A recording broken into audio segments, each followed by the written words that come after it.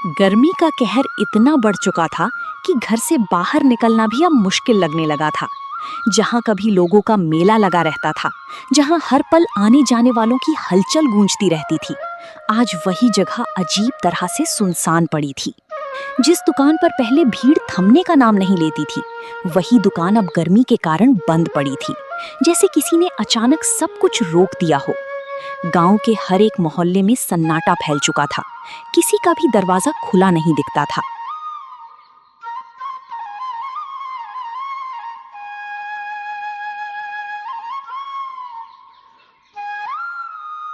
गर्मी इतनी बढ़ चुकी थी कि अब लोगों के लिए बाहर निकलना सिर्फ मुश्किल नहीं, बल्कि नामुमकिन सा हो गया था। और उसी गांव की एक झोपड़ी में विशाल अपनी बीवी बिजली के साथ रहता था। विशाल की माँ की तबीयत भी अक्सर ठीक नहीं रहती थी। विशाल और बिजली का एक बेटा था, छोटू, जिसकी उम्र सिर्फ 8 साल थी।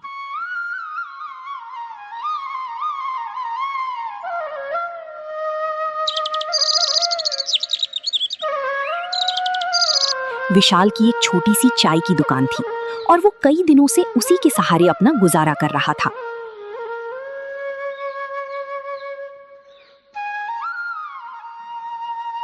लेकिन अब गर्मी के कारण विशाल की दुकान पूरी तरह खाली पड़ी थी, जैसे वहां कोई आता ही ना हो। इस तपती गर्मी में कोई चाय पीने तक नहीं आता था और इसी के साथ विशाल की चिंता धीरे धीरे बढ़ती जा रही थी। आखिर अब घर का राशन कैसे आएगा, यही सवाल उसके मन में बार बार गूंज रहा था। अप्रैल का महीना था, लेकिन इस साल गर्मी हर साल से कहीं ज्यादा बढ़ चुकी थी, जैसे मानो 40-45 डिग्री तापमान हमेशा ही ठहरा रहता हो।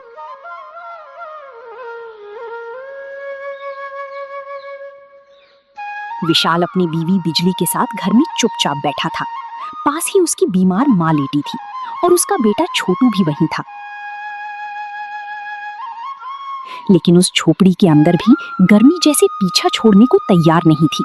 हवा तक थमी हुई लग रही थी। हे भगवान, पता नहीं इस बार इतनी गर्मी क्यों है। ना तो हवा चल रही है और ना ही धूप घटने का नाम ले रही है, जैसे आसमान भी किसी अजीब खामोशी में थम गया हो। शायद अगर बारिश हो जाती तो ऐसी नौबत नहीं आती। हाँ बिजली, पता नहीं इस बार गर्मी क्यों इतना कहर ढा रही है। जैसे ही सूरज निकलता है, लगता है आग के गोले बरस रहे हों। ऐसे में कोई घर से बाहर निकलने की हिम्मत भी नहीं करता। 1 महीने से दुकान पर कोई ग्राहक भी नहीं आ रहा, चाय पीने तक नहीं। और अब यही सोचकर जी घबरा रहा है कि आखिर इस हाल में हमारा घर का राशन पानी कैसे चलेगा। यही बात तो हम भी सोच रहे हैं जी। मेरे मन में भी एक अजीब सी योजना पनप रही है। मैं सोच रही हूँ, क्यों ना आप कुछ दिनों के लिए चाय की दुकान छोड़कर कोई और काम कर लें। शायद इससे कुछ पैसे आना शुरू हो जाएं। क्योंकि इस तरह सब कुछ यूं ही रुका रहा तो हालात और भी बिगड़ सकते हैं। हाँ बिजली, 2 दिनों से मैं भी यही सोच रहा हूँ। आखिर ऐसी गर्मी में जब चाय की दुकान नहीं चल रही तो कुछ और काम करना ही पड़ेगा। आज ही मैं काम ढूंढने के लिए निकलूंगा, चाय की दुकान तक भी जाऊंगा। शायद कहीं कोई काम मिल जाए, और अगर मिल गया तो उसे करने में देर नहीं करूंगा। हाँ जी, ऐसा ही करिए, क्योंकि माँ की दवाई के लिए भी पैसा चाहिए और घर के राशन के लिए भी। शायद यही एक रास्ता बचा है, ताकि किसी तरह घर की हालत संभल सके। इतना कहकर विशाल घर से निकल पड़ा।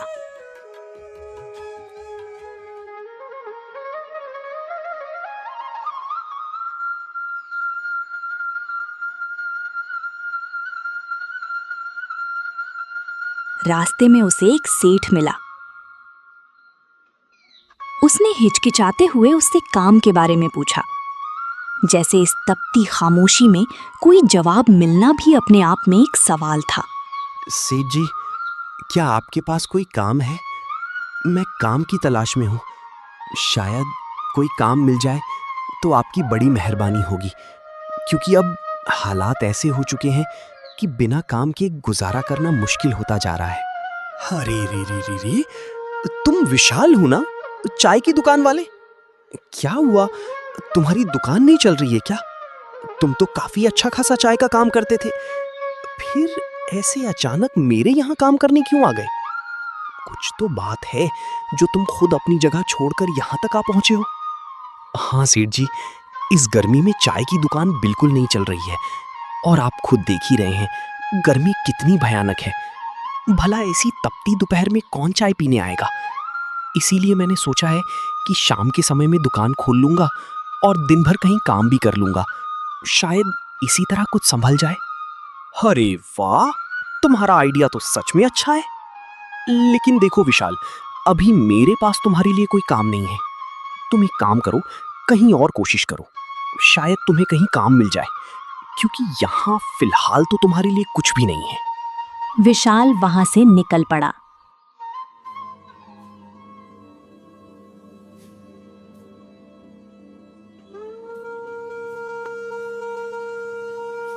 थोड़ी देर बाद वो अपनी चाय की दुकान पर पहुंचा।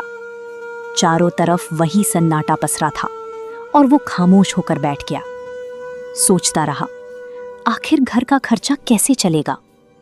तभी अचानक से एक आदमी वहां आ जाता है। विशाल भाई, तुम्हें जल्दी से घर पर बुलाया है। बहुत जरूरी है, जल्दी जाओ, तुम्हारे पास बिल्कुल समय नहीं है। इतना कहकर वो आदमी वहां से चला जाता है। आखिर हुआ क्या है ये विशाल को समझ में नहीं आ रहा था।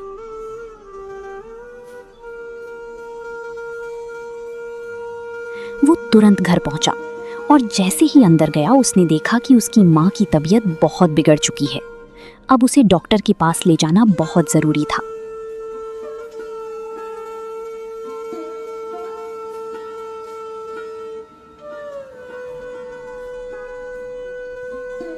थोड़ी ही देर बाद विशाल अपनी माँ को लेकर डॉक्टर के पास पहुंच गया। देखो विशाल, तुम्हारी माँ की तबीयत बहुत खराब है और बार बार इनकी हालत बिगड़ती जा रही है। अब देर करने का समय नहीं है, आज ही इनका ऑपरेशन करना पड़ेगा, नहीं तो इनकी जान को खतरा हो सकता है। अब आगे फैसला तुम्हारे हाथ में है। डॉक्टर साहब, मेरी माँ का ऑपरेशन कर दीजिए आज ही। कृपया देर मत कीजिए, अगर कुछ हो गया तो हम क्या करेंगे। आप जल्दी से ऑपरेशन शुरू कर दीजिए, अब बस आपकी ही उम्मीद है। देखो विशाल, ये ऑपरेशन करने में कम से कम 50,000 रुपए लगेंगे और ये पैसा तुम्हें आज ही जमा करना होगा। तुम जितना जल्दी पैसे का इंतजाम कर दोगे उतनी ही जल्दी तुम्हारी माँ का ऑपरेशन शुरू हो पाएगा। अब हर पल की देरी हालात को और गंभीर बना सकती है। अरे डॉक्टर साहब, इतना सारा पैसा हम कहां से लाएंगे? इतना पैसा तो हमारे पास है भी नहीं। अब इतने कम समय में इतना बड़ा इंतजाम कैसे होगा? इतना सुनकर डॉक्टर वहां से चला जाता है और विशाल की चिंता अब और भी बढ़ने लगती है। हर पल जैसे भारी होता जा रहा था। तभी पास खड़ी उसकी पत्नी बिजली धीरे से बोली, सुनो जी, घर में मेरा थोड़ा बहुत गहना जेवर है, उसे ही बेचकर आप कुछ पैसे का इंतजाम कर लीजिए। शायद माँ ठीक हो जाए तो ऐसे गहने हम फिर से ले लेंगे। लेकिन बिजली, थोड़े से गहने ही तो हैं, उनसे भला 50,000 रुपए कौन देगा? शायद थोड़ा बहुत मिल भी जाए तो उससे काम पूरा कैसे चलेगा? माँ का इलाज फिर भी अधूरा ही रह जाएगा और यही सोच दिल को और बेचैन कर रही है। आप जाइए तो सही जी, शायद उतना पैसा कोई दे भी दे, और अगर नहीं भी मिला तो किसी से उधार ही ले लीजिए, क्योंकि अब कोशिश करना ही हमारे पास आखिरी रास्ता बचा है। बेचारा विशाल दुखी मन से अस्पताल से घर की ओर चल पड़ा।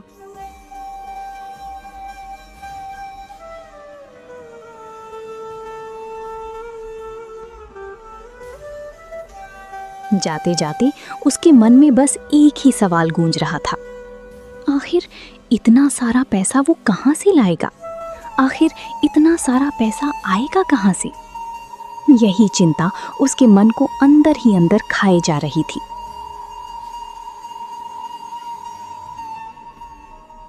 थोड़ी ही देर बाद वो बिजली के सारे गहने जेवर लेकर मोहन की दुकान पर पहुंच गया।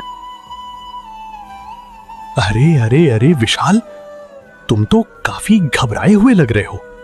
क्या हुआ? और ये जेवर किसके हैं? तुम इतनी परेशान क्यों दिख रहे हो? कोई बात हो गई क्या? हाँ मोहन जी, हाँ, मेरी माँ की तबीयत बहुत खराब है। वो अभी अस्पताल में है।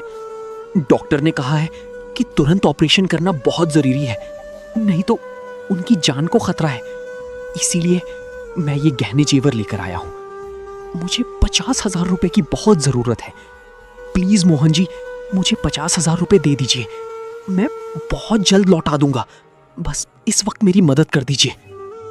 विशाल की बात सुनकर मोहन जैसे कुछ पल के लिए सोच में पड़ गया। वहां एक अजीब सी खामोशी छा गई। फिर उसने धीरे से बोलना शुरू किया। अरे रे रे रे रे रे, 50,000 रुपया? इतने सारे पैसे, वो भी इतने से जेवर के? अरे भाई, तुम थोड़ा सा गहना दे रहे हो, कोई अपनी प्रॉपर्टी नहीं, और इतने से जेवर के बदले 50,000 रुपए चाहिए? नहीं भाई नहीं, मैं तो इसका बस 5,000 ही दूंगा। देना है तो दो, नहीं तो आगे कहीं और कोशिश करो, शायद तुम्हें कोई 1,00,000 रुपए भी दे दे। मोहन की बात सुनकर विशाल की चिंता और भी बढ़ गई। उसके पास अब बेचने के लिए कुछ बचा भी नहीं था। हर तरफ जैसे रास्ते बंद होते जा रहे थे। आखिर अब वो करे भी तो क्या? यही सवाल उसके मन में गूंजता रहा। मोहन सेठ जी, मैं आपके पांव पड़ता हूं। प्लीज सेठ जी, मुझे 50,000 रुपए दे दीजिए। मैं बहुत जल्दी लौटा दूंगा, नहीं तो मेरी मां को बचाना मुश्किल हो जाएगा। प्लीज सेठ जी, इस वक्त मेरी मदद कर दीजिए। हाँ हाँ, दे दूंगा भाई, दे दूंगा, लेकिन इसके बदले तुम्हें अपनी प्रॉपर्टी गिरवी रखनी होगी।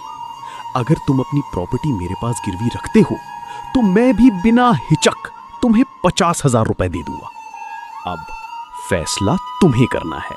विशाल बिना कुछ सोचे समझे उसने तुरंत अपनी प्रॉपर्टी गिरवी रखने के लिए हाँ कर दी, जैसे उस पल उसके सामने कोई और रास्ता बचा ही ना हो।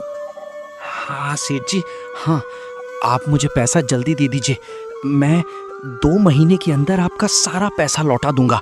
बस इस वक्त देर मत कीजिए। मोहन सेठ ने तुरंत ही विशाल को 50,000 रुपए दे दिए। विशाल पैसे लेकर वहां से निकल पड़ा।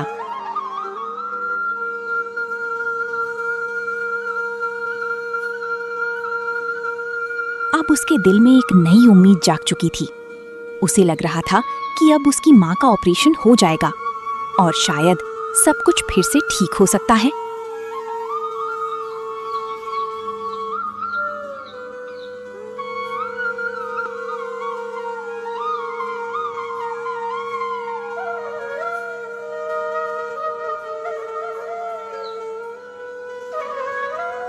थोड़ी दिनों बाद विशाल की मां अस्पताल से घर आ चुकी थी, लेकिन विशाल अब भी गहरी चिंता में डूबा हुआ था।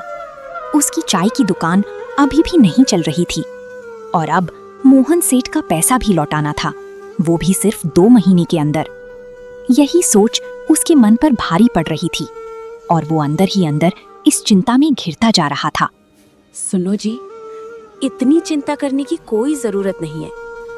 हम सोच रहे हैं क्यों ना हम दोनों मिलकर काम करें ताकि जल्दी से मोहन सेठ का पैसा चुका सके, क्योंकि अब हमारे पास कोई और रास्ता भी तो नहीं बचा है। हाँ बिजली, तुमने सही कहा। अगर हम मोहन सेठ का पैसा चुका देंगे तो हमारी ये चिंता भी खत्म हो जाएगी। अब हमें मिलकर ही काम करना होगा। शायद यही एक रास्ता है जिससे हम इस मुश्किल से बाहर निकल सकते हैं। हाँ जी, आप कोई काम देख लीजिए, मैं भी किसी के घर काम पकड़ लूंगी।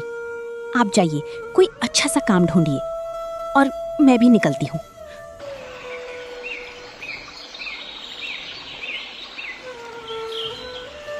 छोटू बेटा, तुम दादी का ख्याल रखना, उन्हें दोपहर में दवाई खिला देना। अब हर किसी को अपना अपना हिस्सा निभाना होगा।